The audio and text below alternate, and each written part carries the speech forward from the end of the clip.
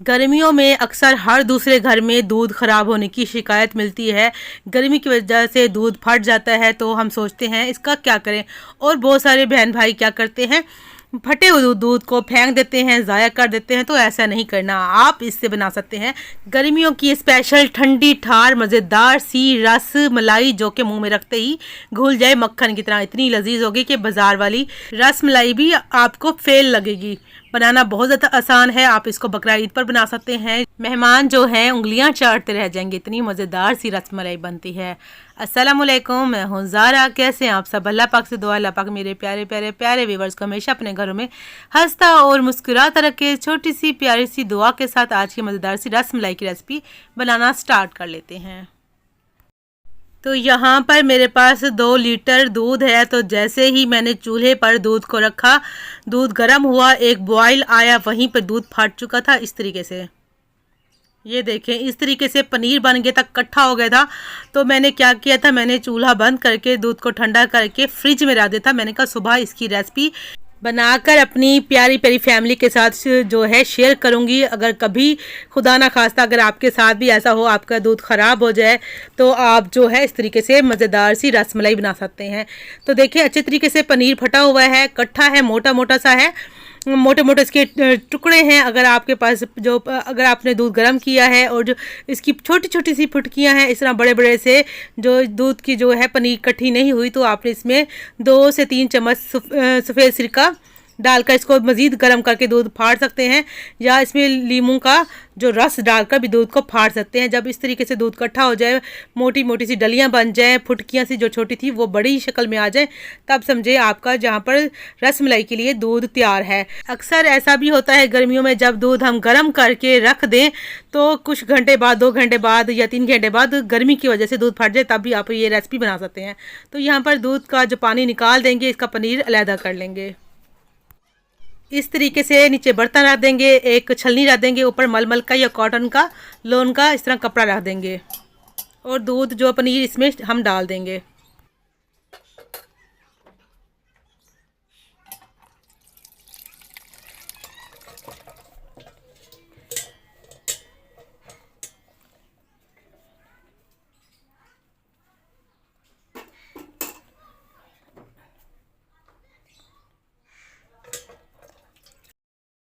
अब इस तरीके से इसकी पोटली बना लेनी है। इसका जो अपना दूध का पानी था वो निकलने देना है।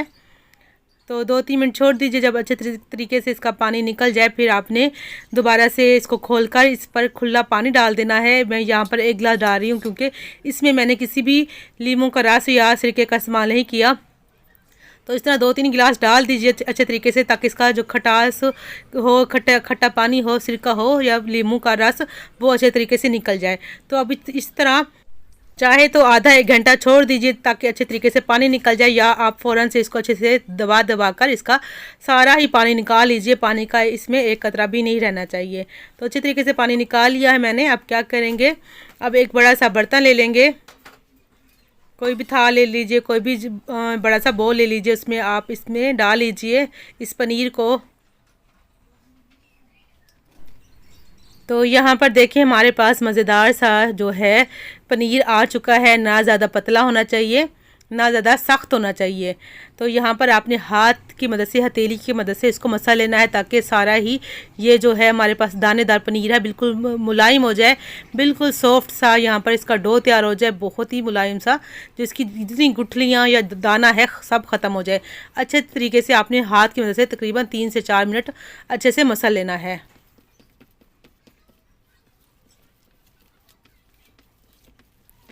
तो यहाँ पर माशाल्लाह से 3 से 4 मिनट हो चुके हैं, मैंने अच्छे तरीके से मसा लिए है। अब आपने टीस्पून ले लेना है, टेबल स्पून नहीं लेना है। तो ये छोटे वाला टीस्पून मैंने ले लिया है। 2 टीस्पून भरकर इसमें डाल देंगे सूजी का। सूजी की जगह पर 2 टीस्पून आप इसमें कॉर्नफ्लोर का डाल सकते हैं, 2 टीस्पून आप इसमें मैदे का भी डाल सकते हैं, या 2 टीस्पून जैसे कि मैंने सूजी डाली है। ये तीनों चीज़ों में से जो आपके किचन में घर में मौजूद हो आप डाल सकते हैं।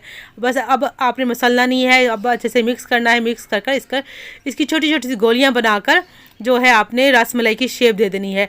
रसमलाई की कई तरीके से शेप होती है, जो आपको पसंद हो आप गोल बना सकते हैं, जैसे मैं बना रही हूँ आप इस तरह भी बना सकते हैं। 1 टीस्पून जितना आपने अमेज़ा लेना है, आपने इस तरह गोल टिक्की सी बना लेनी है और इस तरह रखते जाएं। अगर आपको लगे कि अमेज़ा पतला है तो आप इसे मज़ीद सूजी डाल सकते हैं 1 चम्मच और, मगर ज़्यादा नहीं डालिएगा, फिर ये अच्छे से फूलेंगी नहीं।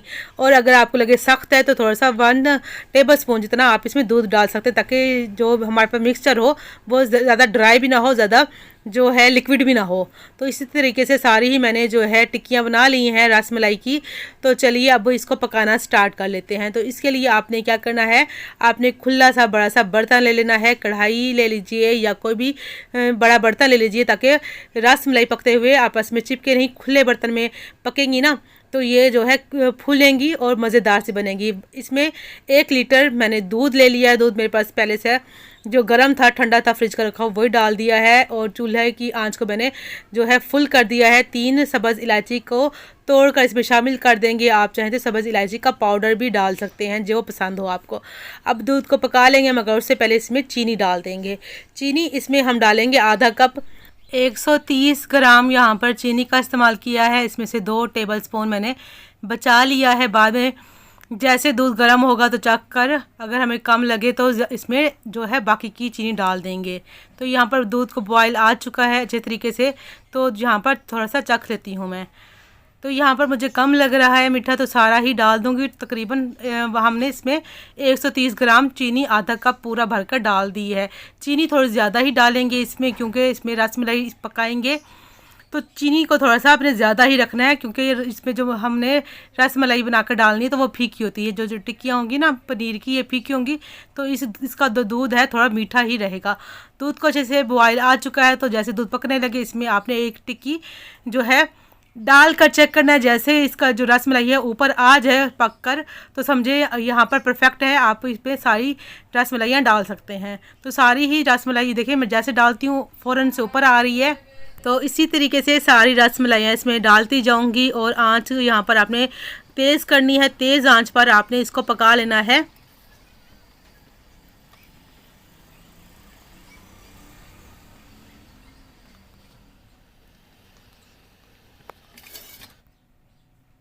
तो इस तरीके से आपने सारी रसमलाई डालने के बाद आपने तेज़ आंच पर इसको 5 मिनट खुले में पका लेना है, ढकना नहीं है। यहाँ पर 5 मिनट हो चुके हैं। इसको ढक कर यहाँ पर मैं 15 मिनट पका लूँगी, फिर मैं आपको दिखाती हूँ। 15 मिनट तक आप इतना इसको पकाएं, इतनी आँचों के दूध पकने के बाद बाहर ना निकले, बस इतनी आँच आपने रखनी है।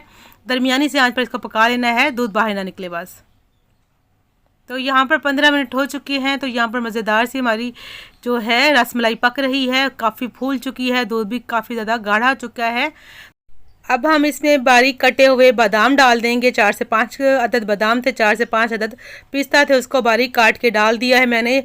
और यहाँ पर थोड़ी सी 2 चुटकी जितना जर्दे का रंग जो फूड कलर होता है, ऑरेंज फूड कलर, वो डाला है, जो कि बिल्कुल ऑप्शनल है। अगर चाहें तो डालें, ना चाहे तो स्किप करें, मगर प्यारा लगता है थोड़ा सा कलर डालेंगे। तो अब ढककर मज़ीद 5 मिनट पकाएंगे। तो टोटल हम जो इसको पकाएंगे 20 मिनट पकाएंगे। तो यहाँ पर 3 मिनट हो चुके हैं। चूल्हा बंद कर दूंगी। गुलाब का अर्क यहाँ पर थोड़ा सा डाल दूंगी, 1/2 टीस्पून जितना। इसके डालने से बड़ा ही अच्छा टेस्ट आता है, खुशबू बहुत मज़े की लगती है। अगर ना हो तो स्किप कर दीजिए। अब इसको ढककर रूम टेम्परेचर पर इसको ठंडा होने दूंगी। उसके बाद फ्रिज में रख कर इसको रात भर रख दूँगी, ताकि ये बहुत अच्छी से ठंडी हो जाए, फिर इसको सुबह सर्व करेंगे। तो रात भर मैंने फ्रिज में रख दी थी।